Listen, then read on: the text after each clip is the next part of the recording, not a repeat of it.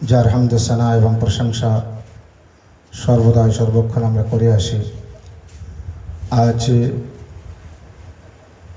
মহরম মাসের 3 তারিখ, আর আলহামদুলিল্লাহ আমরা আল্লাহর বান্দা এবং আল্লাহর প্রিয় নবী হযরত মুহাম্মদ মুস্তাফা সাল্লাল্লাহু আলাইহি ওয়া আলিহি ওয়াসাল্লামের উম্মতি এবং তানার আহলে বাইত এবং তানার বংশধর, তানার খানদানকে আমরা ভালোবাসি, মহব্বত করি। এক শ্রেণীর মানুষ আছে যে এখন তারা নবীর উম্মতি, কিন্তু এরপরও নবীর দিকে আঙুল তোলে আর নাউজুবিল্লাহ আমার নবীকে বলে তারা নবীর খানদান। নাউজুবিল্লাহ, তারা কাফের ছিল এবং অমুসলিম ছিল, নবীর খানদান, যা একেবারে ভুল, একেবারে মিথ্যে। আর তারা প্রমাণ এটা দেয় যে নবীর পরিবার কাফের ছিল, তার প্রমাণেই যে কাবা ঘরের মধ্যে মূর্তি ছিল,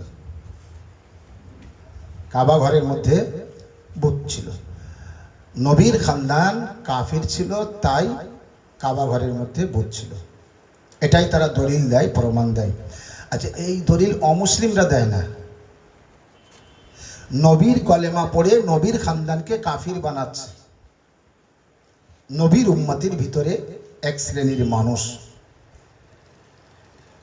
সব সময় তাদের টার্গেট নবীর দিকে আঙুল তোলা, কিভাবে নবীকে ছোট করা যায়, কিভাবে নবীকে সাধারণ মানুষের সাথে মেলানো যায়। এবং এটা আজ না, 1400 বছর আগে থেকে হয়ে আসছে। এ সৃষ্টি করেছে ওই জামানায়। আমার কথা হলো, নবীর খানদান সত্যি কি তারা কাফির ছিল? কাফির খানদানে কি আল্লাহ নবী পাঠাতে পারে? আমাদের ঈমান দেখুন, ঈমান ওজন করবেন। মানুষ কখন বুঝবে যে তার ঈমান আছে আর ঈমান নেই? মানুষ কখন বুঝবে তার আমল কবুল হচ্ছে কি হচ্ছে না? আমরা যে নামাজ পড়ি, আমরা রোজা রাখি, আমরা কোরআন পড়ি, আমরা দান করি, খায়রাত করি, যাই করি না কেন, আমার এই আমল কবুল হচ্ছে এর প্রমাণ আমি কিভাবে জানবো? আমি প্রমাণ কিভাবে পাবো? প্রমাণ কাউকে দিতে হবে না, নিজের কাছ থেকে প্রমাণ পাওয়া যায়। সে প্রমাণ হচ্ছে এই যে যত দিন যাবে তত যদি আল্লাহর বান্দেগি, আল্লাহর সঠিক বান্দা হওয়ার দলিল ও প্রমাণ আমার থেকে প্রকাশ পায়, তাহলে জানতে হবে আমার আমল কবুল হচ্ছে। যত দিন যাবে তত যদি আমি নামাজ থেকে দূরে, রোজা থেকে দূরে, কোরআন থেকে দূরে, আদব থেকে দূরে, পর্দা থেকে দূরে, আল্লাহ ভীরু হওয়া থেকে আরো দূরে সরে যাচ্ছি, তখন জানতে হবে আমার আমল কবুল হচ্ছে না, আমি আমল থেকে অনেকটা দূরে। মানে উদাহরণস্বরূপ, আমি আগে খুব কোরআন পড়তাম, এখন সেইভাবে পড়ি না। আগে খুব নামাজ পড়তাম, এখন সেইভাবে পড়ি না। আগে খুব নামাজ পড়তাম কিন্তু সামনের লাইনে দাঁড়াতাম, এখন একদম পিছনের লাইনে যাই। আগে আগে আগে যেতাম, এখন পরে যাই, শেষে যাই। আর আগে শেষে বার হতাম, এখন আগে বার হই। মসজিদের ভিতরে গেলে অনেক সময় গা হাত পা জ্বালা করে, কষ্ট হয়, যন্ত্রণা হয়, যাতে তাড়াতাড়ি বার হতে পারি। এমন একটা সময় ছিল মসজিদের ভিতরে আলো ছিল না, আমরা মোমবাতি জ্বালিয়ে বা কেরোসিনের লাইট জ্বালিয়ে আমরা নামাজ পড়তাম। তো সেই সময় আমাদের অতটা কষ্ট হতো না। আর এখন কারেন্ট আছে, কারেন্ট চলে গেলে আবার ইনভার্টার আছে, যাতে করে গরম না লাগে, অন্ধকার না হয়। তারপরও আমি ছটফট করে বার হয়ে যাচ্ছি। এটা প্রমাণ এটাই যে আমি আল্লাহ ভীরু হওয়া থেকে অনেকটা দূরে সরে আছি। সালাওয়াত মুহাম্মদ ওয়া আলিহি। আমার নজরে যেটা আসে, যে ব্যক্তি গত দিনে বড় পরেজগার মুত্তাকির ভিতরে ছিল, আজান হওয়ার সাথে সাথে মসজিদে যেত বা আজান হওয়ার আগে মসজিদে যেত, এই ব্যক্তি এখন চেষ্টা করে মসজিদের লোক চলে যাওয়ার পরে, একামত শেষ হওয়ার পরে আমি ঢুকবো। এই ব্যক্তি অবশ্যই 100% আল্লাহ ভীরু একটা সঠিক মুত্তাকি পরেজগার বান্দার লিস্টিতে নিজের নাম আর রাখতে পারে না। এর নাম কেটে বাদ গিয়েছে, এ নিজের নামকে আর রাখতে পারিনি ওই জায়গায়, এ নিজেকে সরিয়ে ফেলেছে। আল্লাহ তার প্রেম, তার মহব্বত, তার ভালোবাসা সবার অন্তরে দেয় না। আহলে বাইতের মহব্বত ও ভালোবাসা সবার অন্তরে দেয় না। এই জন্য এক শ্রেণীর মানুষ বলছে নবীর খানদান নাউজুবিল্লাহ তারা কাফির ছিল। নবীর খানদান কাফির ছিল না, কারণ কাফির খানদানে আল্লাহ তার পয়গম্বরকে পাঠায় না। সূরা আলে ইমরানের মধ্যে আল্লাহ পরিষ্কার বলছে যে আমি মুমিনদের মধ্যে ইহসান করেছি, নেকি করেছি। কি ইহসান? যে আমি তাদের ভিতরে একজন নবী পাঠিয়েছি। সালাওয়াত মুহাম্মদ ওয়া আলাইহি।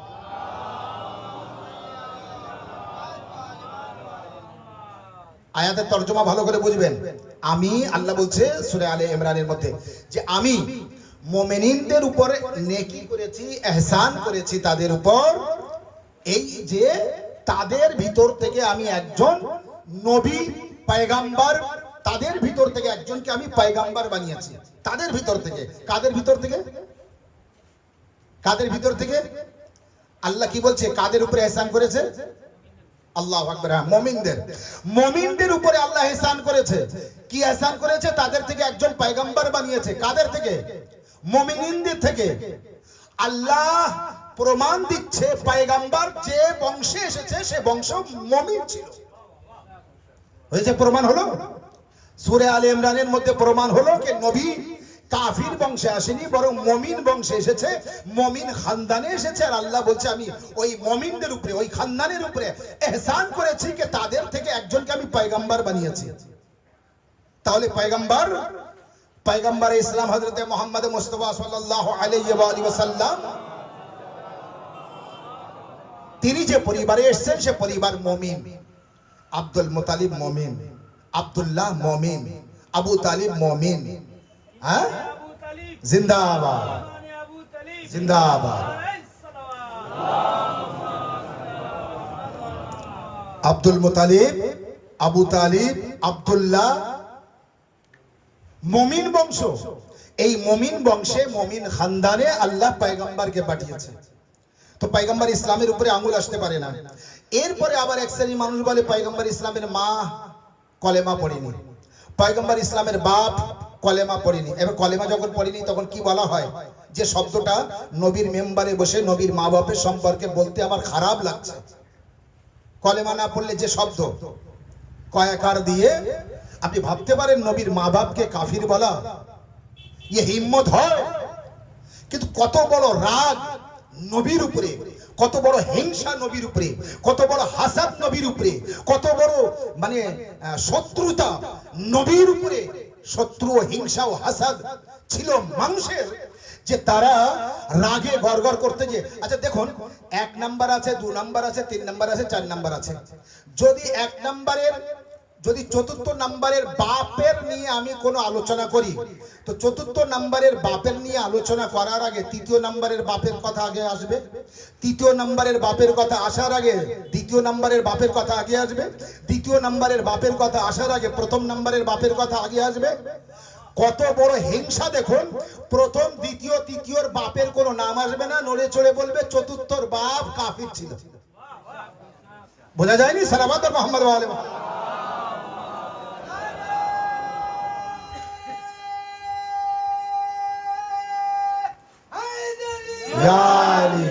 হযরতে জিন্দাবাদ, হযরতে আবু তালিব আলাইহিস সালাম, 4র্থ মাওলা আলী, হযরত আলী, হযরত আলী করিমুল্লাহ ওয়াজহু 4র্থ নম্বরে না? আমার এক ভাই 4র্থ নম্বরে মানছে, আর সে বলছে যে 4র্থ নম্বরে যে আলী তার বাপ কাফির, নাউজুবিল্লাহ। তো আলীর বাপ যদি কাফির হয় তো আলীর আগে 3 জনের বাপ কি? ইনসাফ করে বলো, বুকে হাত রেখে বলো, হ্যাঁ, মাথায় কোরআন নিয়ে বলো, এই 3 জনের বাপ কি? 3 জনের বাপের নামে একবারও শুনতে পারবেন না, আপনি শুনবেনই না, কথাই আসবে না। যখনই কিছু বলবে 4র্থ নম্বরের যে হযরত আলী আলাইহিস সালাম তার বাপের নিয়ে নাড়াচাড়া করবে, তার বাপকে কাফির বলবে। কারণ কি? কারণ এই আবু তালিবের জন্য মুহাম্মদকে যে ক্ষতি করার চেষ্টা করেছিল পারিনি। মুহাম্মদ সাল্লাল্লাহু আলাইহি ওয়া আলিহি ওয়াসাল্লামকে যে ক্ষতি করার চেষ্টা করেছিল হযরতে আবু তালিব আলাইহিস সালামের কারণে তারা মুহাম্মদ সাল্লাল্লাহু আলাইহি সাল্লামকে ক্ষতি করতে পারেনি। এই হচ্ছে আবু তালিবের উপর রাগ। আর মুহাম্মদ সাল্লাল্লাহু আলাইহি ওয়া আলিহি ওয়াসাল্লামের উপর রাগ কিসের? আলম পায়নি, তানার মেয়ের সাথে বিয়ে করবে সেটাও পায়নি, জান্নাতের বাদশা হবে সেটাও পায়নি, হাউজে কাউসারের মালিক হবে তাও পায়নি, আল্লাহর ঘর মসজিদে নববীর দিকে দরজা খোলা থাকবে সেটাও বন্ধ করে দিয়েছে। সালাওয়াত মুহাম্মদ ওয়া আলি মুহাম্মদ। সূরা বারাত দিয়েছে, যাও শুনিয়ে এসো, সেও রাস্তার মাঝখান থেকে কেড়ে নিয়েছে। সাল্লাল্লাহু আলাইহি মুহাম্মদ ওয়া আলিহি মুহাম্মদ।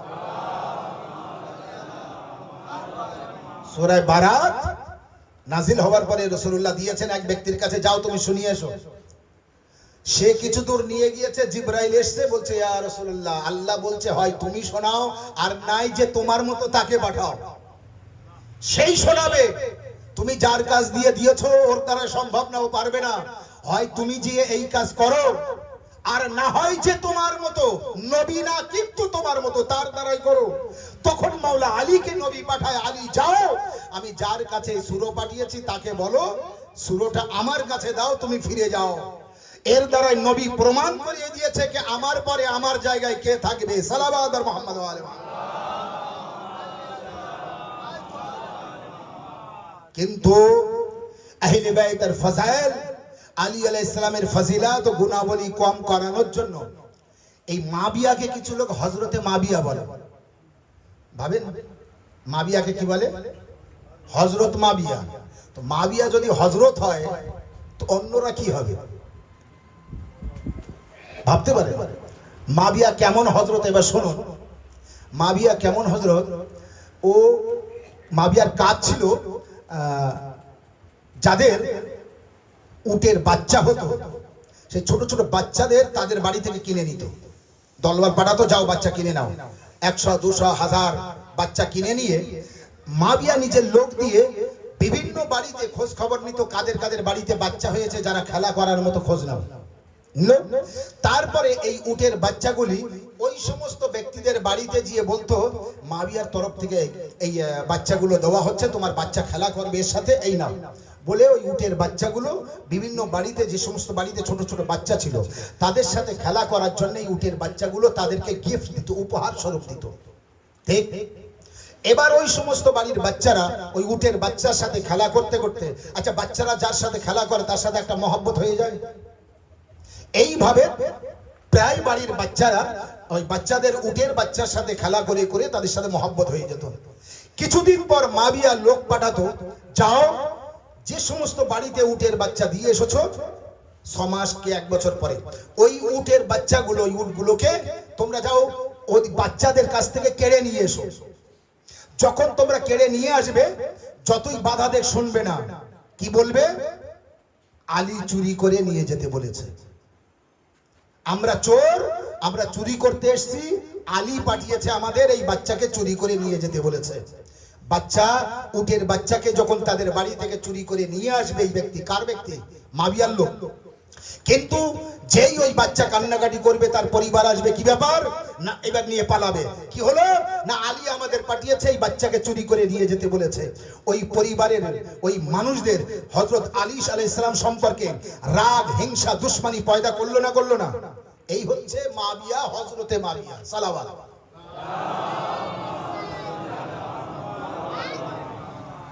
যে আলী সম্পর্কে নবী বলছে, ইয়া আলী আনতা মিন্নি ওয়া আনা মিনকা, তুমি আমার থেকে আমি তোমার থেকে। সেই আলী আলাইহিস সালামকে লোকদের সামনে চোর, ডাকু প্রমাণ করিয়ে দিচ্ছে যে আলী চুরি করে নিয়ে যেতে বলেছে। এই যে মাবিয়ার কাজ ছিল। আচ্ছা মাবিয়া এটা কোথা থেকে শিখেছিল? মাবিয়ার আগে যারা দায়িত্বে ছিল, রাসূলুল্লাহর চোখ বন্ধ করার আগে থেকে শুরু হয়েছিল এই হিংসা, এই হাসাদ, এই দুশমনি, এই রাগ ছিল। আমি বলেছি না উলিল আমর, কিন্তু উলিল আমরকে না মানা, উলিল আমর থেকে মানুষকে দূরে সরানোর চেষ্টা করা হয়েছে। যখনই রাসূলুল্লাহ বলেছে আমি তোমাদের সামনে কিছু লিখে দিই, আমি তোমাদের সামনে কিছু লিখে দিই, আমার কাছে কাগজ নিয়ে এসো, কলম নিয়ে এসো, তখন সাথে সাথে রাসূলুল্লাহকে এক তো নাউজুবিল্লাহ পাগল বলেছে, এক তো বলেছে রাসূলুল্লাহর মাথা খারাপ হয়েছে, আবারও এটাও বলেছে কে এখন নবী অসুস্থ আছে, ওসব কিছু লেখার দরকার নেই, হাসবুনা কিতাবুল্লাহ, আল্লাহর কিতাব কোরআন যথেষ্ট আমাদের জন্য, এই বলে তারা কাটিয়ে দিয়েছে। নবী যখনই তাকরীরের মাধ্যমে, ওয়াজ ও নসিহতের মাধ্যমে কোরআনের কথা, নবী আহলে বাইতের কথা, পাক পঞ্জতন আলাইহিস সালামের ফজাইল বয়ান করেছে, রওয়ায়াতের মধ্যে আছে নবীর পাশে যারা থাকতো তারা নারা লাগাতো, নারায়ে তাকবীর, নারায়ে তাকবীর, নারায়ে তাকবীর, অথবা কেউ কেউ কান্নাকাটি করত। আর কেউ কেউ উশ্বাস করতো, কেউ উঠে দাঁড়াতো আর বসতো, কেউ চলে যেত আবার আসতো এমন, এবং নিজেরা কথা বলা বলি করতো। যেই নাকি আলী আলাইহিস সালামের ফজাইল, মা ফাতেমার ফজাইল, হাসান হোসেনের ফজাইল, আহলে বাইতের ফজাইল বয়ান করত, সেই সাথে সাথে কেউ না কেউ নারা লাগাতো, আর কেউ না কেউ আবার কান্নাকাটি শুরু করত, আবার কেউ না কেউ মানে একদম শেষ সময়, নবীর শেষ সময়, আবার কেউ উঠে দাঁড়াবে আর বসবে, চলে যাবে আসবে, কথা বলা বলি করবে। শেষ বেশ নবী বলবে, নবী বলতেন আমি কি বলেছি তোমরা শুনতে পেয়েছো? তখন ওরা বলতো ইয়া রাসূলুল্লাহ এই আওয়াজ হচ্ছিল আমি কিছু শুনতে পাইনি, আপনি কি বলেছেন? সাল্লাল্লাহু আলাইহি মুহাম্মদ ওয়া আলি মুহাম্মদ। কতটা কূট, কতটা মানে নোংরা রাজনীতি করেছে দেখো রাসূলুল্লাহর পাশে বসে। ভালো ভালো ওয়াজ নসিহত, আমি এখন মজলিস পড়ছি, আপনারা যদি কথা বলা বলি করেন সবাই শুনতে পাবে। আমি বলতেই থাকবো আর এর ভিতরে আপনারা নারা লাগাতে থাকবেন, আর আমি বলতে থাকবো আর ওর ভিতরে নারা লাগবে, আর নারার ভিতরে আমি বলবো। আমার কথা বুঝতে পারবেন? এর ভিতরে আমি বলতে থাকবো আর 7-8টা লোক আপনারা চিৎকার করে কাঁদতে থাকবেন, সবাই বুঝতে পারবে? উশ্বাস করবেন, উঠবেন, বসবেন, যাবেন, আসবেন।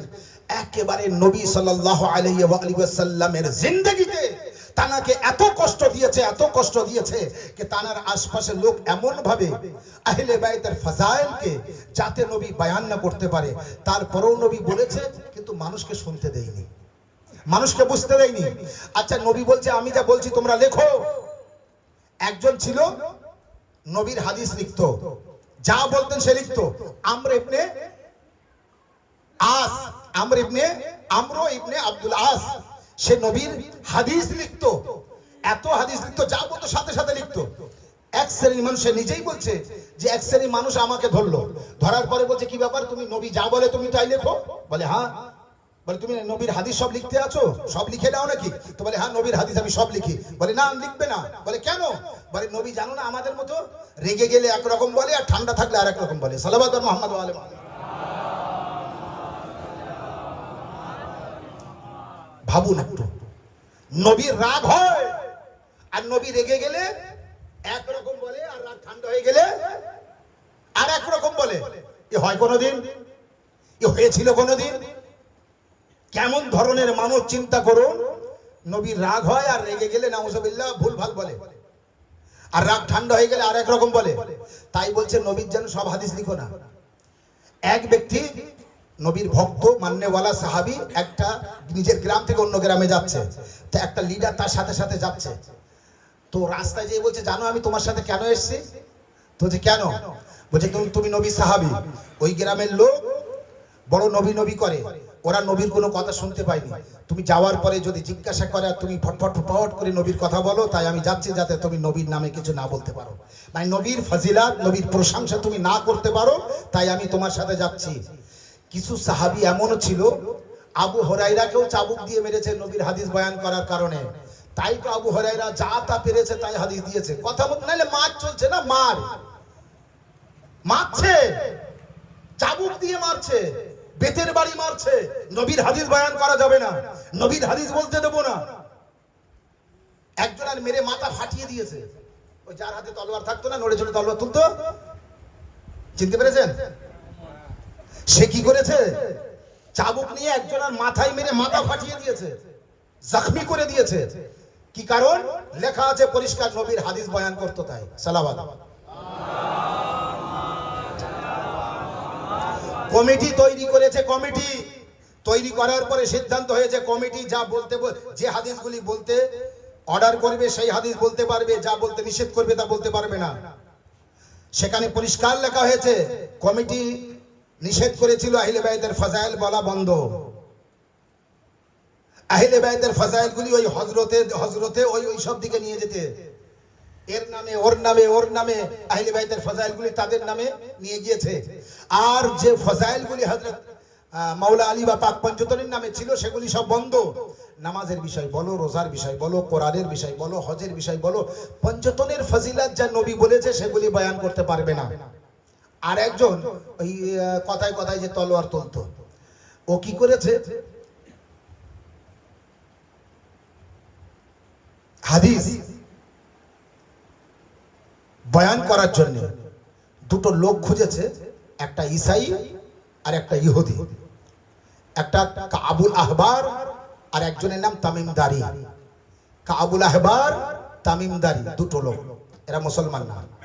এদেরকে ঠিক করেছে হাদিসের জায়গায়, জুম্মার খুতবায়, নামাজের আগে হাদিস ও কোরআন না পড়ে পুরানো দিনের পুরানো কিস্সা কাহিনী ও ঘটনা পড়তে হবে।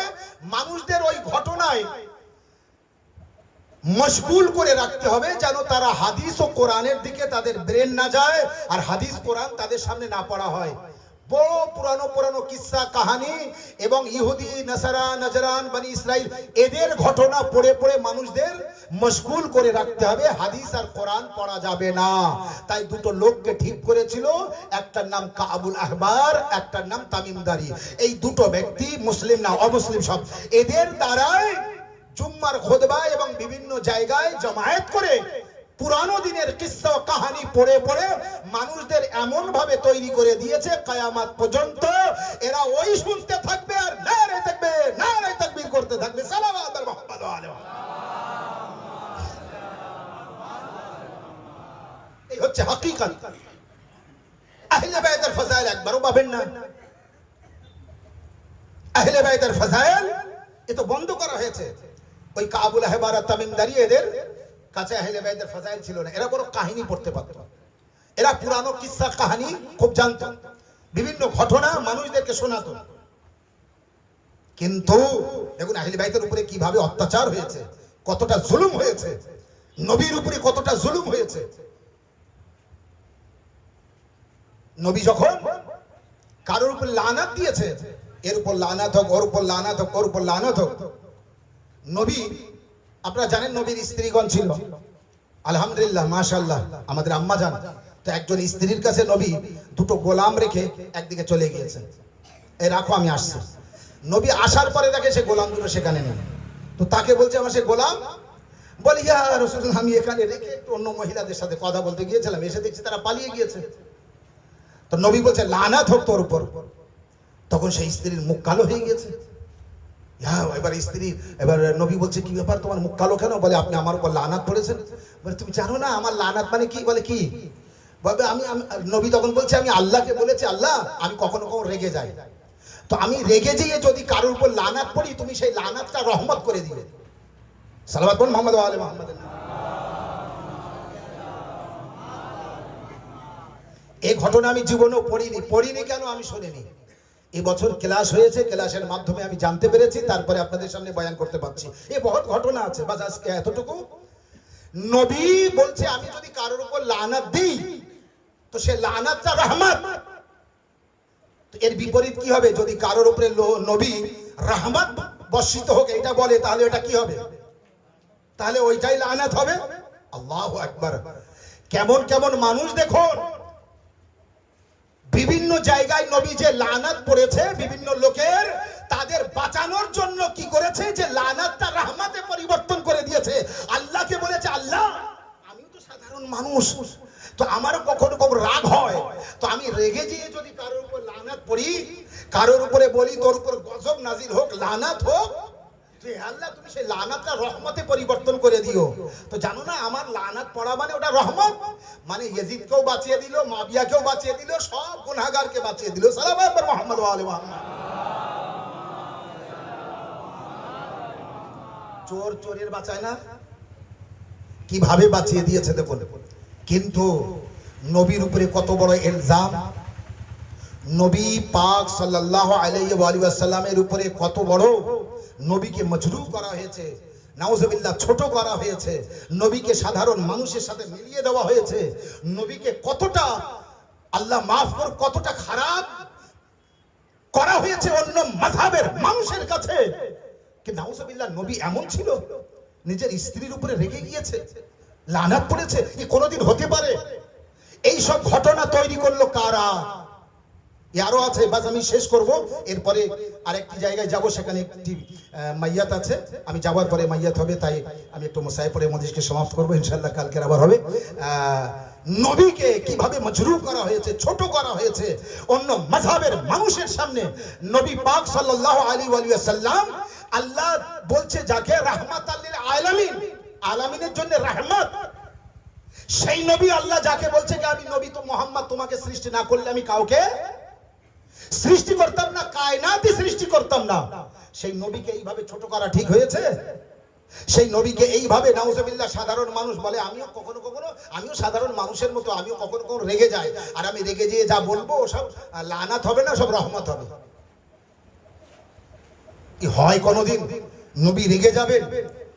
যে নবীকে একজন তলোয়ার নিয়ে মারতে এসেছে, তিন বার তলোয়ার তুলেছে, তার হাত থেমে গিয়েছে, তলোয়ার পড়ে গিয়েছে, নবী তলোয়ার তুলে তার হাতে আবার দিয়েছে, সে আবার মারতে গিয়েছে, আবার তওবা করে বলে আমি আর করবো না, ক্ষমা করে দিন।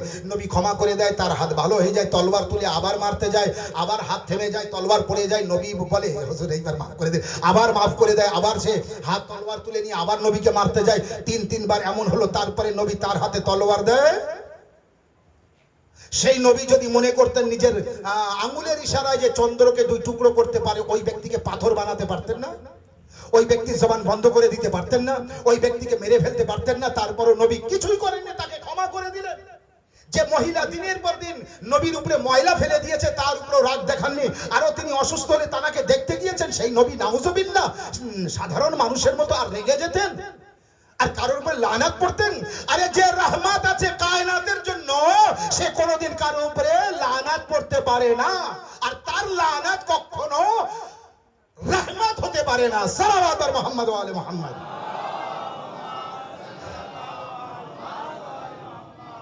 এই জন্য আল্লাহ রাব্বুল আলামিন পবিত্র কোরআনের মসজিদের মধ্যে ইরশাদ করেছেন, ইয়া আইয়ুহাল্লাযিনা আমানু আতিউল্লাহ ওয়া আতিউর রাসূলা ওয়া লিল আমরি মিনকুম। হে ঈমানদারগণ, হে মানুষ না, যারা ঈমান নিয়ে এসেছো, যারা ঈমানদার, তাদের সাথে আল্লাহ বলছে, ঈমানদারগণ আল্লাহর ইতাআত করো, নবীর ইতাআত করো, আর উলিল আমরের ইতাআত করো। যারা উলিল আমর চেনেনি তারা এই সমস্ত ঘটনাগুলি ঘটায়। উলিল আমরকে চেনার দরকার আছে, উলিল আমরকে জানার প্রয়োজন আছে। উলিল আমর মানে রাষ্ট্রপ্রধান না, উলিল আমর মানে নবী ও তার খানদান, নবী ও তার আহলে বাইত, 12 ইমাম, 14 মাসুমিন আলাইহিস সালাম হচ্ছে উলিল আমর। 14 মাসুমিন আলাইহিস সালাম উলিল আমর। উলিল আমরের আরো পরিচয় আপনাদের কাছে দেই। উলিল আমর মুখে যা বলে তাই হয়। উলিল আমর মুখে যখনই যা বলে তাই হয়। কাপড়ের উপরে যদি বাঘের ছবি থাকে আর উলিল আমর যদি বলে এই দেখছিস কি, ও একে খা, তো সে বাঘ হয়ে সাথে সাথে খায়। উলিল আমরকে বলতে হয় না আয় আল্লাহ দোয়া করছি এই ছবিকে বাঘ বানিয়ে দে, না। উলিল আমর মানে যা বলবে তাই হবে। একে খা, তো সে কখন বাঘ হলো আর কখন খেলো এর সময় না, খা তো খেতে হবে। উলিল আমর সেই ইমামে হাসান মেম্বারে বসে ফাজাইল আহলে বাইত বয়ান করছে, এক ব্যক্তি বলছে এসব মিথ্যা, আমার বিশ্বাস হয় না।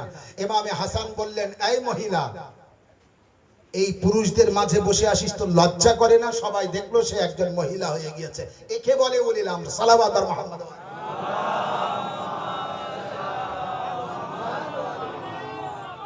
জিন্দাবাদ, জিন্দাবাদ, আল্লাহুম্মা সাল্লি আলা। এই হচ্ছে উলিল আমর। উলিল আমর ঘর থেকে বার করলে হয় না, উলিল আমর পকেট থেকে বার করলে হয় না, উলিল আমর নিজের খানদান থেকে বার করলে হয় না, উলিল আমর যাকে তাকে বানালে হয় না। আর যদি যাকে তাকে বানাতে পারেন, খানদান থেকে বার করতে পারেন তো করেন। একটা উলিল আমরকে নিয়ে আসেন যে একই সময় 40 জায়গায় ইফতার খায়, আমি মানবো হ্যাঁ এই ব্যক্তি উলিল আমর। একটা উলিল আমরকে নিয়ে আসেন যে মুজিজা দেখায়, যা বলে তাই হয়। কিন্তু আল্লাহু আকবার, 1400 বছর পর উলিল আমর পশ্চিম বাংলায় একটি খানদানকে তৈরি করে ফেলেছে। উলিল আমর তৈরি করে ফেলেছে, বলে যা বলে তাই হয়। আসল ছেড়ে নকলকে নিয়ে যে টানাটানি করবে, নবীর হাকিকাত, দ্বীন ইসলামের হাকিকাত ও সত্য তারা জানতে পারবে না।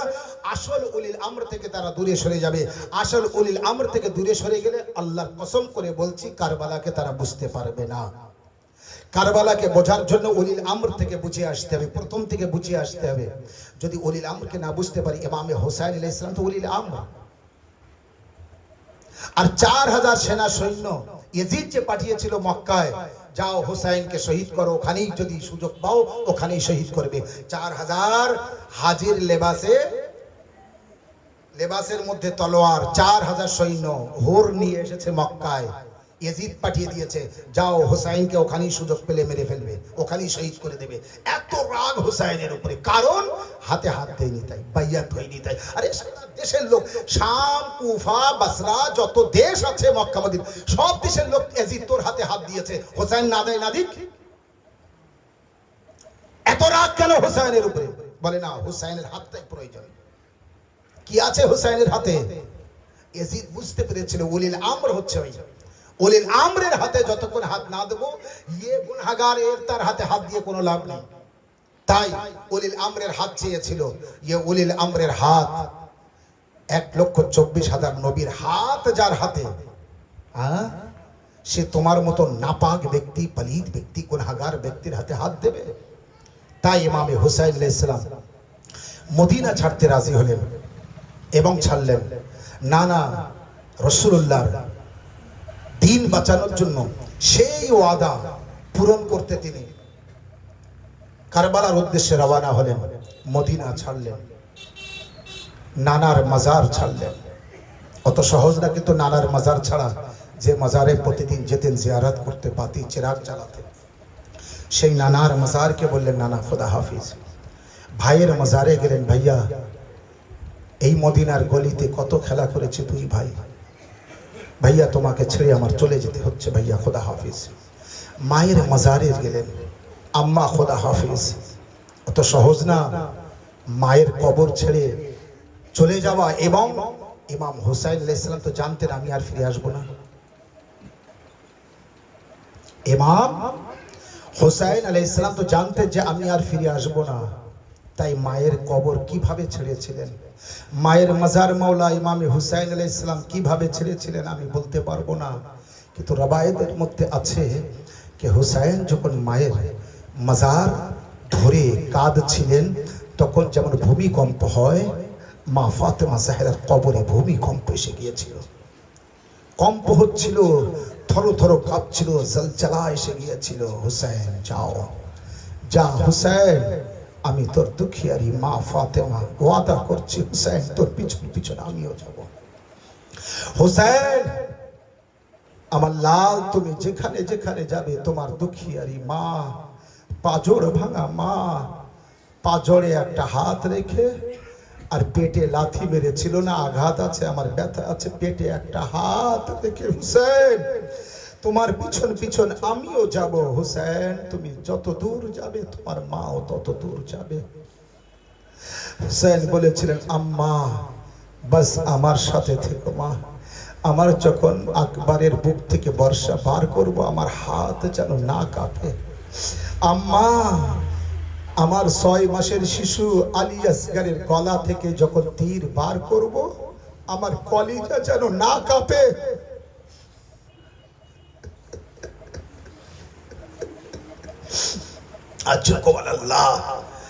ইমামে হুসাইন আলাইহিস সালাম কারবালায় পৌঁছালেন 2 মুহররমে। কিন্তু কারবালা কিভাবে জানলেন? হুসাইন আলাইহিস সালামের দুলদুলের পা আর উঠছে না। একটা মনে করলেন কষ্ট হয়ে গেছে, আরেকটি দুলদুল নিলেন, ঘোড়া নিলেন, এইভাবে 7 বার ঘোড়া পাল্টালেন। যখন কোন ঘোড়ার পা উঠছে না, হুসাইন জমিনে নামলেন, জমিন থেকে কিছু মাটি তুললেন, আর পকেট থেকে কিছু মাটি বার করে মিলিয়ে দেখলেন একই মাটি, তার থেকে রক্তের গন্ধ আসছে। যখন হুসাইন শুকলেন তো দেখেন হুসাইনের রক্তের গন্ধ। হুসাইন আলাইহিস সালাম নিজের বোন যায়নাবকে বললেন, বোন যায়নাব, এই সেই জায়গা যেখানকার ওয়াদা নানার সাথে আমি ছোটবেলায় করেছিলাম, এখানেই খিবা লাগানো হবে। আসাদারো বনি আসাদের কাছ থেকে কারবালার জমিন কিনলেন, আলী আকবরের নামে কিনে। আবার বনি আসাদদেরকে ডেকে বললেন, এই জমিন আমি তোমাদের কাছে আবার দান করে দিয়ে দিচ্ছি, আমরা এখানে সবাই মারা যাব, আমাদের এখানে মাজার হবে একদিন, আমার মান্যওয়ালারা আসবে, তাদের জিয়ারত করতে আমাদের মাজারকে চিনিয়ে দিও। এবার বনি আসাদের পুরুষদের বাস আজাদার ও মুসাহিবের জন্য যথেষ্ট। বনি আসাদের পুরুষদের জন্য পুরুষদেরকে ডাকলেন, ডাকার পরে বললেন কি আমরা এই জমিন তো তোমাদের দিয়ে দিয়েছি, আমরা এখানে মারা যাব, সব শহীদ হয়ে যাব, আমাদের লাশ বেগোর ও কাফন পড়ে থাকবে, আমাদের লাশে মাটি দেওয়ার কেউ থাকবে না। নবীর সুন্নত এটাই না, উম্মতে মুসলিমার মধ্যে আছে কেউ মারা গেলে মাটি দিতে হয়, আমাদের মাটি দেওয়ার কেউ থাকবে না, তোমরা এসে আমাদের মাটি দিয়ে যেও। যদি নাকি এদের এজিদের ভয়ে তোমরা না আসতে পারো, চাষ করতে আসার নাম করে এসে আমাদের লাশের উপরে এক মুঠো করে মাটি দিয়ে যেও। মা ফাতেমা জাহরার লাল হুসাইনের কত বড় আশা ছিল যেন আমাদের লাশের উপরে মাটি দেওয়া হয়। আজরুকুম আলাল্লাহ। তাদের বললেন তোমরা এক মুঠো করে মাটি দিয়ে যেও, চাষ করতে আসার নাম করে মাটি দিয়ে যেও। তারপরে তাদের মহিলাদের ডাকলেন, ডাকার পরে বললেন তোমাদের স্বামীরা যদি না আসে আর আমাদের লাশ বেগোরো কাফন পড়ে থাকে, চারিদিকে লাশের উপরে লাশ পড়ে থাকবে, আকবরের লাশা থাকবে, কাসিমের লাশা থাকবে, আওন মোহাম্মদের লাশা থাকবে, আমি হুসাইন আমার লাশ পড়ে থাকবে, ৭২ লাশ পড়ে থাকবে। এ মহিলারা তোমরা ফুরাতে পানি নিতে যাবার নাম করে এসে আমাদের লাশের উপরে এক মুঠো করে মাটি দিয়েছে।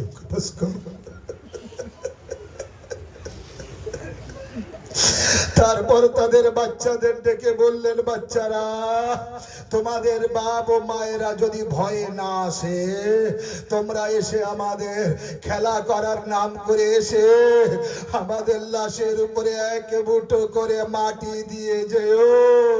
তোমাদের হামসে একটা আমার দুধের ছেলে আলী আসগারের লাশ পড়ে থাকবে, তার লাশের উপরেও এক মুঠো মাটি দিও।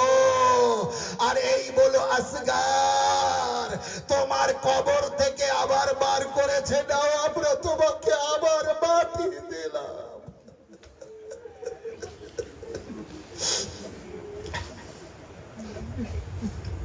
ইন্না লিল্লাহি ওয়া ইন্না ইলাইহি রাজিউন। রদান বিকাযাই আমরিহি ওয়া সায়ালামু আল্লাযিনা যালামু আইয়াবুন কলবি ইয়ানকালিবুন। পরওয়ারদিগার আমলকে কবুল করে নিও। আল্লাহ আমাদের কোনো কষ্ট দিও না কারবালার কষ্ট ছাড়া, কোনো দুঃখ দিও না কারবালার দুঃখ ছাড়া। আল্লাহ গামে হুসাইনকে কবুল করে নিও। আল্লাহ মাতম দারানে আবু আব্দুল্লাহ হুসাইন আলাইহিস সালামদের এই মাতমকে মজলিসকে